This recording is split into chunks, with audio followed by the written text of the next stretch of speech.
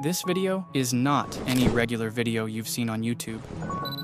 Most videos on the internet are filled with crap telling you to be disciplined, do your homework daily, or don't study till late at night, study in the morning. Well, those videos are made by people who have never been on the top, but this video is nothing like that. It's made by someone who has been on top, hit rock bottom, and regained the throne once again. That's why I've created a blueprint that makes you destroy the competitors, a blueprint that will make you the top student in your class, a blueprint that can even defeat monster students like Ayanokoji Kiyotaka. Imagine someone like Ayanokoji, a top student with all the chicks, the best physique, and A+ grades. Well, this video can't make you like him, but it can help you make those grades look like a walk in the park.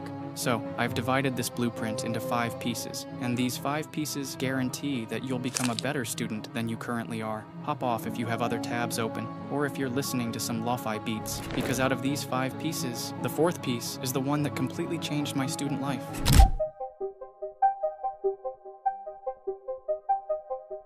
Might sound a bit off, but it doesn't mean you have to become a hacker. It means you have to hack the system. And what's a better way than using previous data? Think of exams as battles, and past exams as battle maps. Someone like Ayanokoji wouldn't jump into the battlefield without having a map. What you have to do is simple. Take the previous exams or get all the exams from the past 3 years, and you'll notice something odd. Repeated questions, same patterns, but different recycling methods. There's always a core portion in each chapter that's used 80% of the time. This is where you have to think like a hacker. Look at the concepts that are frequently repeated. Figure out what kind of questions most students fail to answer. Pinpoint the areas that are your teacher's favorite playing ground. After analyzing this, you'll develop a sense of confidence and create a prototype of the exam in your own mind. For Ayanokoji, this is the efficient method, where you study smarter instead of harder. But to be a hacker, you need to be faster than a mantis. Your ears should catch the teacher's hints instantly. Your eyes should be at the back of your head. So you know how the toppers are studying. There are always small, hidden channels on YouTube that are gem mines for students. It would be wise to keep a few handy to give you an unfair advantage. And remember, whenever your teacher repeats something, mark it as VIP.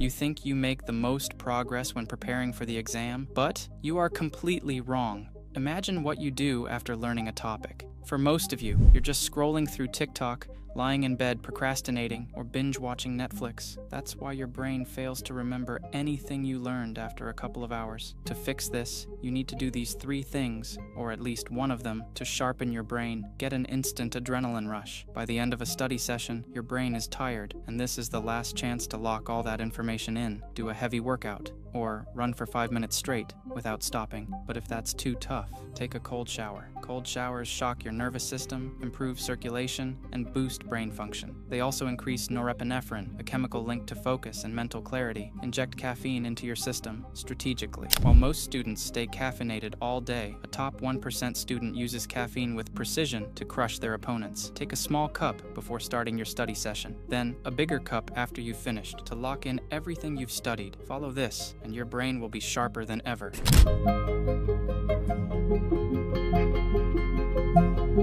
My favorite part of becoming a top student is chunking. Chunking is the art of breaking large portions of information into smaller, manageable pieces. Take a look at this number. Looks almost impossible to remember, right? But now look at this. Suddenly, it looks way more memorable, but chunking doesn't mean splitting apple into 5 alphabets. It means creating a logical pattern from start to end. For example, if you're learning about World War I, start with its cause, then the beginning, the effects, and finally, the end of the war. Similarly, Ayanokoji uses visuals to make chunks even more memorable. He imagines what he's reading, which reduces brain overload and makes learning less stressful. Another way to master chunks is by applying the first 3 rule. If you're learning facts about something, focus on the first 3, then move forward. But the best way to reinforce chunks is by actively recalling what you learned. When your brain isn't overloaded, it connects all the dots and patterns effortlessly. Chunking isn't just a studying technique, it's a mental strategy to stress less and retain more.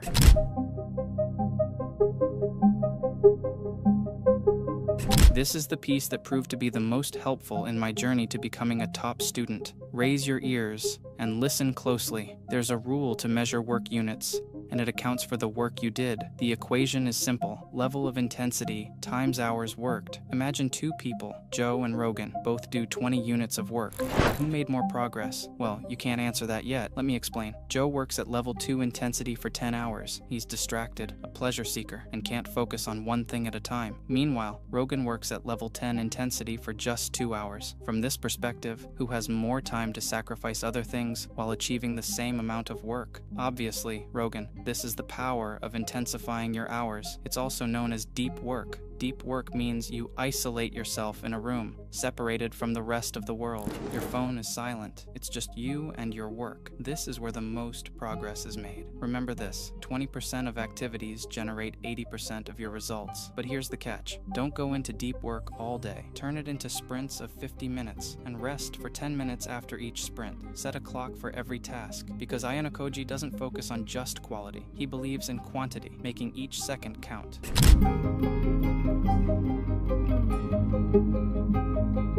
Last but not the least is resetting your brain. And by reset, I don't mean lying down and doom scrolling on TikTok, Instagram, or some other slum. Resetting means cooling your brain down, and the best way to do that is simple. Go for a walk, leave your phone at home, no AirPods, just you and the fresh air. Whenever you feel tired of pushing yourself to be a better student, sit down, take 27 deep breaths, then hold your breath for 15 seconds, and repeat the process. Do this 2 to 3 times a day, and guess what? Your brain's focus will increase by 30%. Not only that, but your body will produce more ATP molecules, giving you extra energy for your study sessions. And remember, never underestimate the power of sleep. A healthy mind resides in a healthy body. Don't prioritize the quantity of sleep. Instead, focus on its quality. A good 5-hour sleep is better than a restless 7 hours. But, if you have a gigantic syllabus to cover and exams are just around the corner, follow the power nap method. It's a trick even Batman uses. He breaks his sleep into 30-minute intervals, giving him 8 hours of energy in just 4 hours. Chads, listen to me. The world is becoming weaker, and the rich are getting richer every year. Nobody cares about you unless you stand up for yourself. New Year resolutions mean nothing if you're just a small man with a big mouth. I want you to make 2025 the best year of your life. So, watch this video to make 2025 the greatest year you've ever had.